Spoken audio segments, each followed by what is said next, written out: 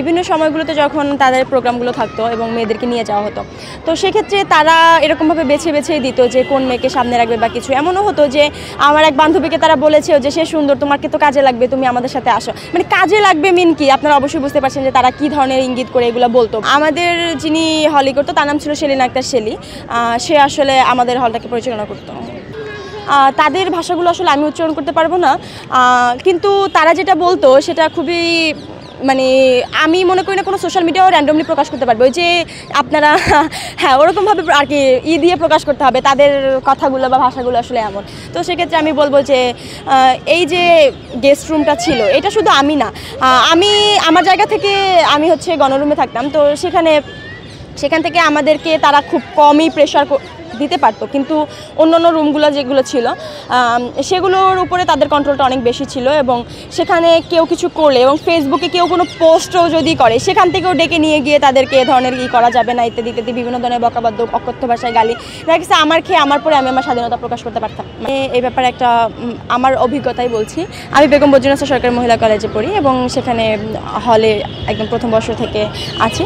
তো সেক্ষেত্রে দেখা গেছে আমাদের হলে যত সংখ্যক সিট অফিসিয়ালি বরাদ্দ দেওয়া হতো, এর বাইরে যারা আর কি রাজনীতি করতো বা ওই সময়কার সভাপতি ছিল, কলেজ সভাপতি থাকতো, আপনারা সবাই জানেন, সভাপতি সহসভাপতি একজন একটা হল দখল নিয়ে রাখতো যে অমুক হল অমুক নেত্রী চালাচ্ছে, অমুক হল অমুক নেত্রী চালাচ্ছে, এরকম একটা প্রচারণা ছিল বা এরকম একটা কালচার তখন তৈরি হয়েছিল।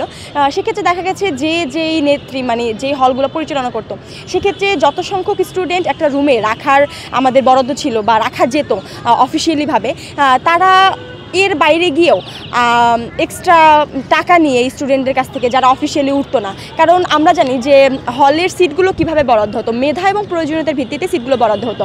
এখন দেখা গেছে কারো মেধা এবং প্রয়োজনীয়তা কোনো ক্রাইটেরিয়ার ভিতরেই পড়ছে না বা ওরকমের বিশেষ কোনো প্রয়োজন ছাড়াও যখন দেখা গেছে যে সিটগুলো বরাদ্দ হয় সেই সময় সে সিট নিতে পারছে না, বিভিন্ন কারণে সে অফিসিয়ালভাবে সিট নিতে পারেনি বা সিট নেয়নি। সেক্ষেত্রে তারা কী করতো, নেত্রীদের মাধ্যমে আর কি নেত্রীদেরকে টাকা দিয়ে, মানে নেত্রীরা তো এই কাজটা করতো, তখন তারা টাকা দিয়ে হলে সিট নিত।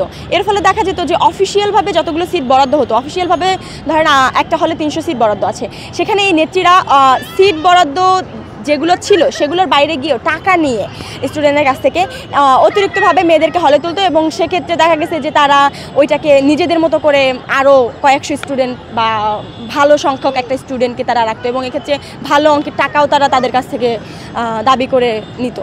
আন্দোলনের মধ্যকার সময় থেকে শুরু করে আমরা যখন দেখা গেছে বিভিন্ন ক্যাম্পাস থেকে ছাত্রলীগকে বের করা বা শুধু ঢাবি না অন্য ক্যাম্পাসগুলো থেকে যখন ছাত্রলীগকে আমরা বিতাড়িত করেছি, তখনকার আমাদের একটা মূল প্রতিপাদ্য বিষয় ছিল বা আমরা যেটা সবাই সমসুরে বলেছি যে কোনো ক্যাম্পাসে লেজুর ভিত্তিক ছাত্র রাজনীতি আমরা চাই না। এবং সেক্ষেত্রে আমরা হয়তোবা ছাত্রদের রাজনীতির চর্চাটা থাকতে পারে।